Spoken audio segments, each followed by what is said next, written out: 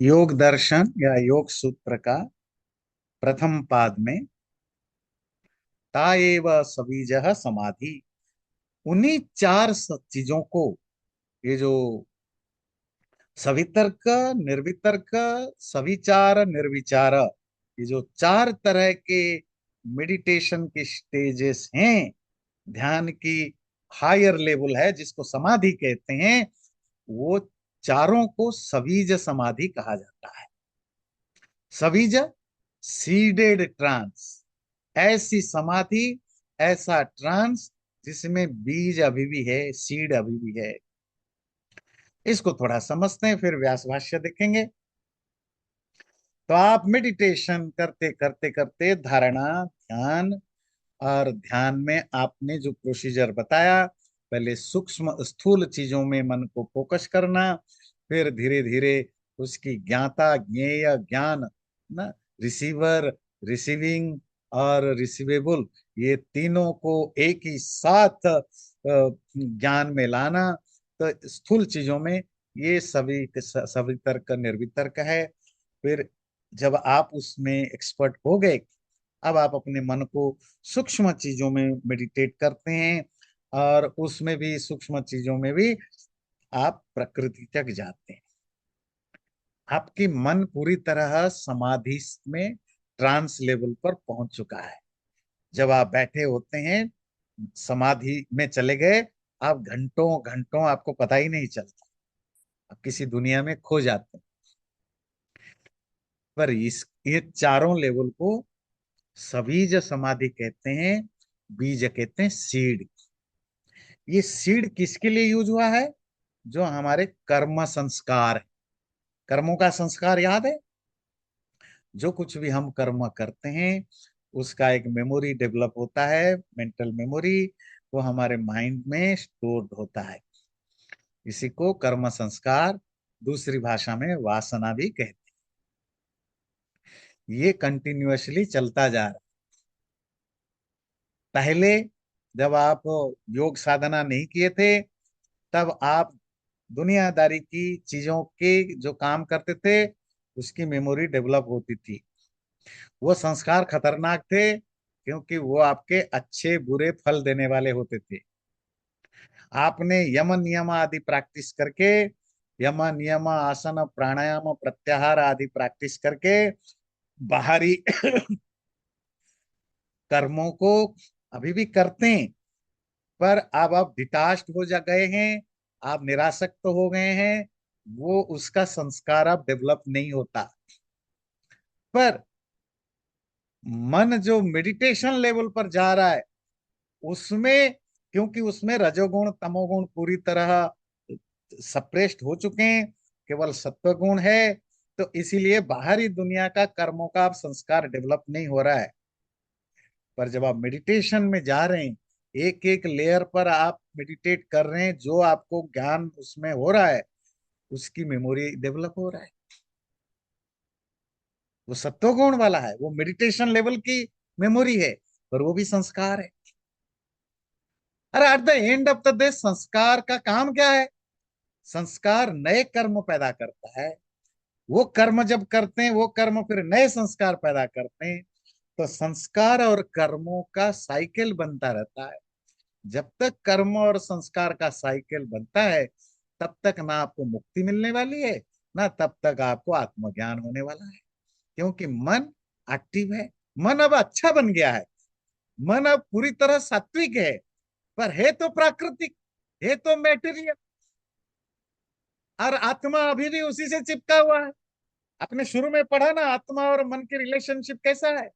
आत्मा उस क्रिस्टल पत्थर की तरह है, जो मन में जो कुछ आता है उसमें रिफ्लेक्ट करता है, वही उसका ज्ञान है। पहले मन एक्सटर्नल चीजों से रिफ्लेक्टेड होता था, और आत्मा में वही मन रिफ्लेक्ट होता था। पेड़, खाना, पीना, पैसा, पावर, लाल, नीला, पीला, ये सब रिफ्लेक्ट आत्मा उसी से जानता था। अब वो सब खत्म हो गए। अब क्या रिफ्लेक्ट हो रहा है? आपकी जो सविचार समाधि, निर्विचार समाधि, सभी उसमें जो कुछ आपके इंटरनल चल रहा है उसकी भी तो मेमोरी डेवलप हो रहा है, वो सत्वगुण ही है। पर है तो कर्म, उसकी संस्कार पड़ रहा है। तो संस्कार जब बनता है वो तो आपकी क्रेडिट में काउंट होता है, वो तो स्टोर होता ही है। और जब तक संस्कार रहेगा तब तक आपको आगे का कर्म करते रहेंगे। बिल्कुल वैसे बीज का एग्जाम्पल क्यों दिया कि भाई आपने कहा मैंने बाजार से लाया फल, आम लाया, आम खा लिया, बात खत्म। भाई खत्म नहीं है। आपने आम खा के गुठली का क्या किया? जी बैकयार्ड में डाल दिया। अब वो गुठली 6 महीने के बाद पौधा बन गया, पेड़ बन गया। अब उसमें दोबारा आम आने लग जाएंगे। आज नहीं आएंगे, 10 साल के बाद आएंगे, 5 साल के बाद आएंगे। ये नहीं हुआ कि भाई आम लाया खा लिया खत्म हो गया, नहीं। 5 साल 10 साल के बाद फिर आम फलेगा। अगर आपको चाहिए कि आम खाया और बस खत्म, उसके बाद कोई आम का नाम लेने वाला नहीं हो, तो गुठली भी खत्म होनी चाहिए। गुठली क्या है? बीज है। बात समझ में आती है? तो जब तक बीज है, आम बाजार में ना भी मिले, पर बाजार में मिलने की चांसेस पूरा है अगर किसानों के पास आम की सीड या गुठली बची है। आज नहीं तो अगले सीजन में आम फिर बाजार में आ जाए, या आपकी बैकयार्ड में है तो 5 साल के बाद आम फिर आ जाएगा। बीज। अभी तक जो हमारा चल रहा है समाधि की, मेडिटेशन के अलग अलग लेवल, अभी भी माइंड से ही सब कुछ हो रहा है। माइंड, मन। क्योंकि माइंड फंक्शन कर रहा है तभी आप फोकस कर पा रहे हो, माइंड से ही फोकस कर रहे हो। और माइंड जब कुछ करता है तो मेमोरी जनरेट होता है। और मेमोरी को ही संस्कार या वासना कहते हैं। और ये वासना और संस्कार का यहाँ बीज शब्द यूज किया। तो ये जो समाधि मेडिटेशन की हायर लेवल है, सवितर्क, निर्वितर्क, सविचार और निर्विचार, ये है तो मेडिटेशन के लेवल की, पर ये सब बीज वाले हैं। इसमें बुरा चीजें तो नहीं आएगा। आपने अच्छा आम खाया, दुनिया का सबसे महंगा आम ही खाया, जिसकी किलो, मतलब एक मैंने देखा था, एक एक आम मिलते हैं बाजार ना, जिसका $1000 में $500 एक आम। पता नहीं वो इस कौन सा, चाइना वियतनाम कहीं कोई एक स्पेसिफिक आम मिलता है। कहते बहुत महंगा है वो, रेयरली मिलता है, वो रेयर, फलता भी कम है और बहुत महंगा होता है। एक आम $500 तक भी हो जाता है। हाँ। तो आपने खाया वही महंगा वाला आम, सबसे बेस्ट आम दुनिया का, है ना? नहीं। पर उसका बीज तो बीज है, बीज से फिर और आम मिलेगा। तो यहाँ वो अच्छे आम है, $500 वाला ही आम है ये जो आपका संस्कार बन रहा है। पर है तो संस्कार ना, है तो आम ना।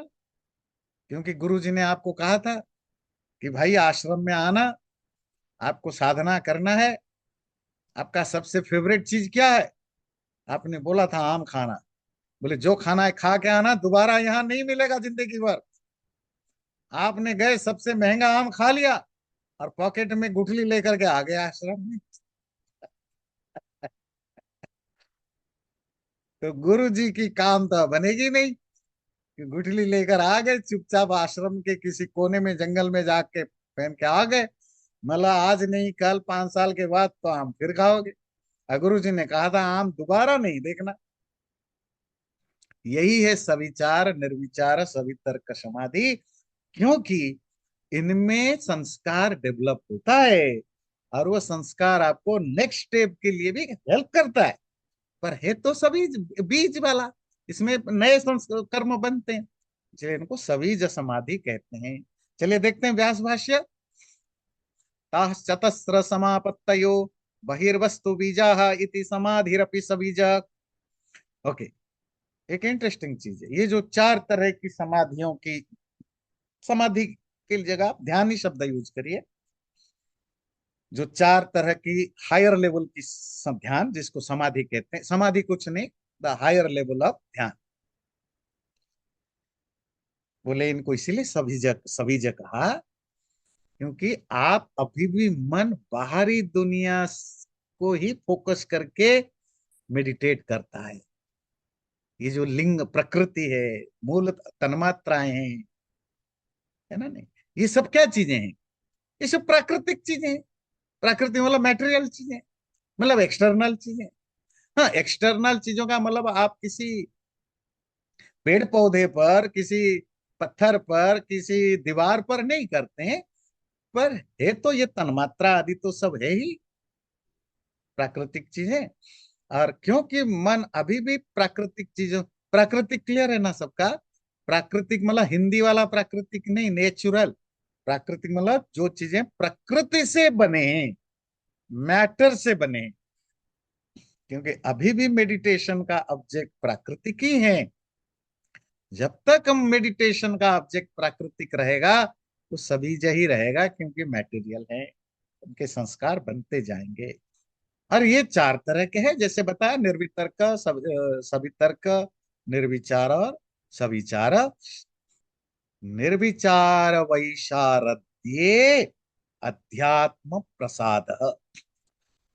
निर्विचार समाधि कौन सा स्टेज है? Fourth stage of first level की समाधि। जो समाधि की, ध्यान की जो हायर लेवल है, मास्टर डिग्री, उसमें दोबारा आपको थोड़ा रिमाइंड करा दूं आपकी भाषा में। ध्यान की जो हायर लेवल है, वो दो तरह से, दो डिग्री में बांटा गया है ना, जिसको आप कहते हैं संप्रज्ञात समाधि या सवीज समाधि। सवीज मतलब जहां बीज या संस्कार बन रहे हैं। संप्रज्ञात मतलब जहां आप अभी भी ज्ञान कर रहे हैं, यू आर ना नोइंग, क्या, जो भी सांसारिक चीजें, जो भी मटेरियल चीजें हैं। इसको आप ये समझ लीजिए, ध्यान की मास्टर डिग्री है। मास्टर डिग्री के 2 इयर्स होते हैं, फर्स्ट ईयर और final year, second year. First year को कहते हैं सभी संप्रज्ञात समाधि या सवीज समाधि। सेकेंड ईयर को कहते हैं निर्विज समाधि या असंप्रज्ञात समाधि, जो फाइनल ईयर है, जहां आपको डिग्री मिलेगी। और ये जो फर्स्ट ईयर है उसकी 4 सेमिस्टर है। पहली सेमिस्टर का नाम है सवितर्क, सेकेंड सेमिस्टर का नाम है निर्वितर्क, थर्ड सेमिस्टर का नाम है सविचार, और फोर्थ सेमिस्टर का नाम है निर्विचार। अब आपने जब फर्स्ट ईयर कंप्लीट कर दिया, मतलब निर्विचार लेवल तक पहुंच गए, अर्थात सूक्ष्म चीजों में आपने मेडिटेशन करना, आपका मन लग जाता है प्रकृति तक, वो भी रिसीवर, रिसीवेबल, रिसीविंग, अर्थात ज्ञान, ज्ञेय, ज्ञाता, तीनों बिना क्रम के, बिना सीक्वेंस के एक साथ आपके आपके ध्यान करते समय आपकी कॉग्नाइटिव जो जो पेरिफेरी है उसमें रिफ्लेक्ट करते हैं। ये सविचार समाधि है, फोर्थ सेमिस्टर का फाइनल है। ये आपने पास कर लिया। अब आप सेकेंड ईयर में जाएंगे, जहां फाइनल समाधि पर आप जाएंगे। पर अभी फाइनल में नहीं गए, आप मास्टर डिग्री की फोर्थ सेमिस्टर पार कर दिया, तो क्या होता है वो देखिए। निर्विचार वैशारद्ये, अगर निर्विचार समाधि में आपने सिद्धि प्राप्त कर ली, तो अध्यात्म प्रसाद, तो वहां एक स्पिरिचुअल स्पिरिचुअल प्रकाश, एक स्पिरिचुअल लाइट डेवलप होता है। वो क्या चीजें हैं? पढ़ते हैं व्यास भाष्य। निर्विचार वैशारद्ये अध्यात्म प्रसाद। निर्विचार समाधि में को जीत लेने पर आपको हर तरह के रज तम गुण आदि के कारण जो अशुद्धियां हैं, वो नष्ट हो जाने के कारण प्रकाश स्वरूप सात्विक चित बन जाता है, अर्थात लुमिनियस बन जाता है। और जिसके कारण आपका वो एक ऐसी स्टेट होती है, आपकी विजडम, आपकी बुद्धि इतनी क्रिस्टल क्लियर होता है जिसमें हर चीज को आप बहुत हायर लेवल पर जान सकते हो। उसको अध्यात्म प्रसाद कहते हैं। थोड़ी व्यास भाष्य देखेंगे, समझ में आएगा। अशुद्ध्यावरण मलापेतस्य प्रकाशात्मनो बुद्धि सत्वस्य रजोस्तमाभ्याम अनभिभूतः स्वच्छः स्थिति प्रवाहो वैशारद्यम। जब मैं संस्कृत पढ़ता हूं, चाहे तो आप इंग्लिश भी देख सकते हैं, वैसे तो मैं समझाऊं। तो अशुद्धि की जो आवरण है, जो धूल है, वो धूल जो जमा हुआ था मन में, वो धूल किसका होता है? रजोगुण और तमोगुण की धूल। रजोगुण क्या है? डिस्टर्बिंग एनर्जी है। तमोगुण क्या है? इनर्शिया है। ये दोनों की इन्फ्लुएंस के कारण मन जो अशुद्ध हुआ था, जो ओवरपावर्ड हुआ था, अब वो क्लियर हो चुका है और प्रकाशवान हो गया है, लुमिनियस हो गया है, क्लियर हो गया है। उससे क्या हुआ? स्वच्छ स्थिति प्रवाहो। अब मन इतनी क्लियर है, क्रिस्टल, क्रिस्टल शब्द ध्यान दीजिए, योग दर्शन में ये क्रिस्टल वर्ड बहुत यूज होता है। क्रिस्टल क्लियर या ट्रांसपेरेंट क्लियर हो गया है, जो लाइट के तरह सब कुछ उसमें स्पष्ट दिखता है। और ये कब होता है? यदा निर्विचारस्य समाधेर वैशारद्यम इदम जायते। जब निर्विचार समाधि में आपकी एक्सपर्टीज या सिद्धि या अचीवमेंट हो जाता है, तब ऐसा होता है। और उस स्टेट को कहते हैं अध्यात्म प्रसाद। प्रसाद हो तो आजकल आम भाषा में प्रसाद मतलब भगवान का प्रसाद, ग्रेस, है ना? वो मान लीजिए अध्यात्म का प्रसाद, पर प्रसाद का मतलब होता है यहाँ प्लसिडिटी, क्लैरिटी, क्रिस्टल क्लैरिटी आ जाती है। किससे? आत्मा से रिलेटेड। उससे क्या होता है समझेंगे। उसमें ये होता है, भूतार्थ विषय क्रमानुरोधी स्फुट प्रज्ञालोक। जो चीज जैसा है उसको भूत कहते हैं। भूत का मतलब जो हो चुका है, अर्थ जैसा हुआ है वैसा ज्ञान आपको होता है। क्रमान क्रम अननुरोधी। आपको आम लोगों के तरह जो क्रम है, जो उसकी सीक्वेंस है, उस सीक्वेंस में आपको जाने की जरूरत नहीं पड़ती है। उस अवस्था में आप उन सीक्वेंस के बिना, सीक्वेंस को irrespective of all the sequence, आप पूरा का पूरा चीजों को एक साथ जान पाते हो। बात क्लियर हुई? मतलब ऐसी एक स्थिति पर आप पहुंच जाते हो जब आत्मा, परमात्मा, प्रकृति, जो भी डीप वाले चीजें हैं, जिनको आम लोग आम इंद्रियों से, आम मन से कभी नहीं जान सकते, वो सब चीजें आप तब जान पाओगे जब आपके मन में इतनी क्लैरिटी, क्रिस्टलिटी आए। उस विजडम की लेवल को, उस बुद्धि के लेवल को अध्यात्म प्रसाद कहा, जिसका अगले सूत्र में पढ़ेंगे, जिसको रितंभरा कहा। उसमें होता क्या है? उसमें जो जैसा है उसको आज इट इज जानोगे, और पास्ट, प्रेजेंट, फ्यूचर के ना जाके एक साथ देखो। मतलब सपोज मुझे श्री जी पर फोकस करना है, तो श्री एक होता है ना, मेरे आंखें उन आप पर पड़ी, आपकी फिर मैंने एक एक स्टेप बाय स्टेप, हम लोगों को जानते हैं, पिछले बार हमने चर्चा की थी। उस स्टेप बाय स्टेप इतनी जल्दी होती है कि हम उसको ध्यान दे नहीं दे पाते हैं। पर जब इस लेवल की बुद्धि होती है, वो उस व्यक्ति या चीज को होलिस्टिक में, without going through the sequence, sequence में पास्ट, प्रेजेंट, फ्यूचर, है ना, पहले कौन, सेकंड में कौन, थर्ड में कौन, जो हो चुका है वो पास्ट है, जो अभी देख रहे हो वो प्रेजेंट है, जो देखने वाले वो फ्यूचर है। वो होलिस्टिक में पूरा का पूरा, बाहर, अंदर, बाएं, दाएं, बैक, फ्रंट, सब कुछ एक साथ आप जान सकते हो। ये बाएं, दाएं, लेफ्ट, राइट क्या होता है? पिछली बार आपने पढ़ा था, जिसको आप प्रत्यक्ष कहते हो, कि मैंने अपने आंखों से देखा, कानों से सुना, एक्चुअली आप 10%, 20%, 30% ही देखते हैं। जब मैंने कहा कि मैंने ये घर देखा, आपने घर क्या देखा? जहां खड़ा हूं उसके सामने आपका घर है। तो घर क्या? घर का फ्रंट देखा मैंने।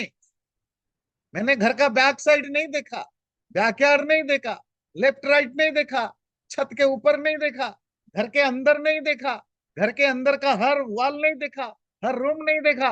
मैंने क्या देखा? बाहर आपका फ्रंट देखा। फ्रंट आपका घर का कितना हिस्सा होगा? 10% है, 15% है। पर तब भी मैं सच बोलता हूं कि मैंने आपका घर देखा है।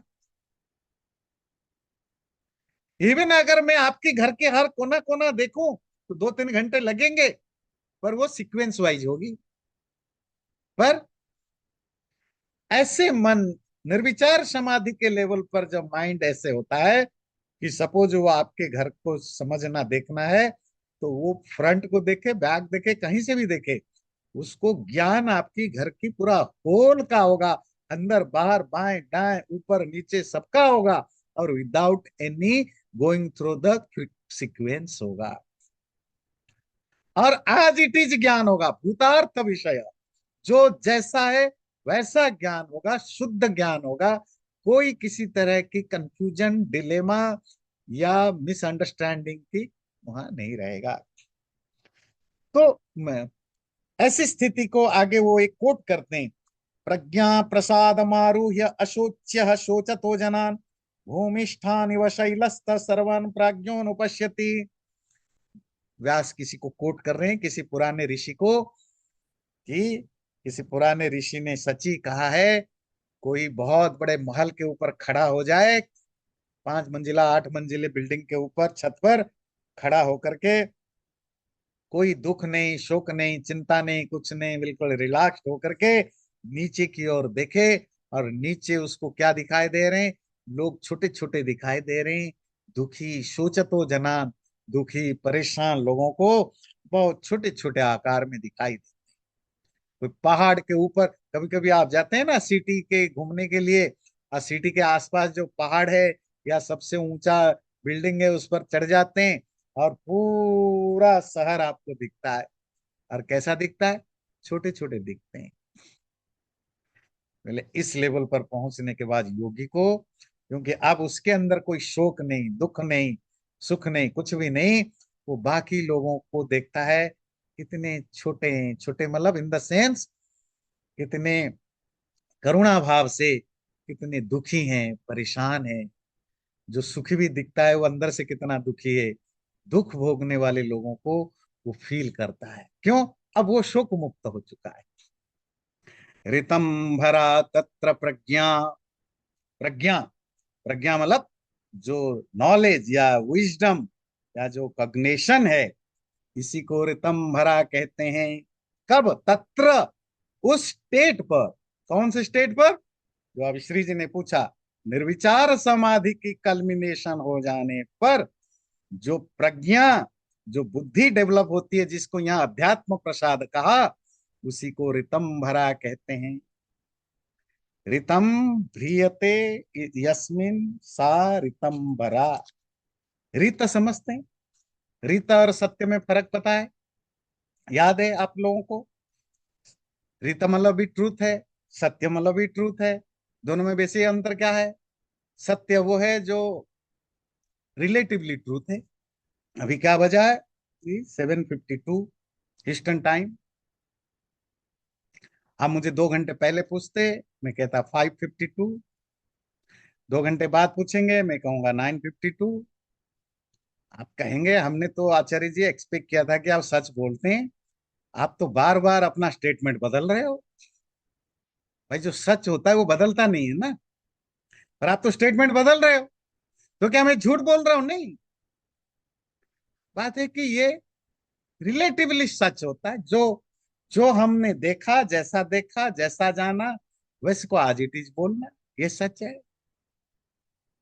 पर ये जो सच है ये ट्रांजिटरी होता है, मोमेंटरी होता है, बदलता रहता है। एक और सच है जो अनचेंजेबल होता है, इटर्नल होता है। वो क्या है? जो लॉज ऑफ कॉस्मस है, ब्रह्मांड की जो नियम है, परमात्मा है, आत्मा है, प्रकृति है, ये कॉस्मस में जो लॉज हैं, इसको सब रीता कहते हैं।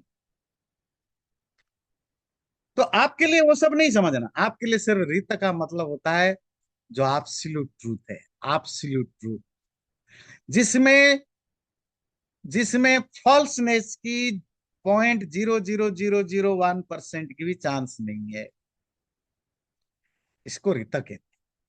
और वो जो ज्ञान तब होगा, आपकी बुद्धि होगी, वो बुद्धि कैसे होगी, उसमें जो भी ज्ञान आपको होगा, वो ज्ञान रितम से भरा हुआ, भरा वही जो हिंदी वाला भरा है, भृ धातु, रित से भरा हुआ, भरी हुई बुद्धि, अर्थात सब चीजें आज इट इज क्लियर, क्रिस्टल होगा।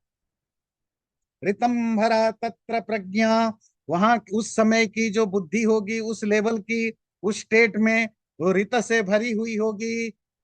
अन्वर्थ सा सत्यमेव, और ये जो रितंभरा प्रज्ञा उसका नाम है, कहते हैं ये अन्वर्थ है। अन्वर्थ मतलब उसकी जो एक्चुअल मीनिंग है, उस मीनिंग को जस्टिफाई करता है। कैसे? सत्यमेव विभर्ति, वो सिर्फ और सिर्फ जो रियल है, जो ट्रूथ है, जो फैक्ट है, वही उसमें ज्ञान होता है। न च तत्र विपर्यस ज्ञान गंधोपि अस्ति, वहां किसी भी तरह की फॉल्स नॉलेज की स्मेल तक भी नहीं है, गंध तक भी नहीं है।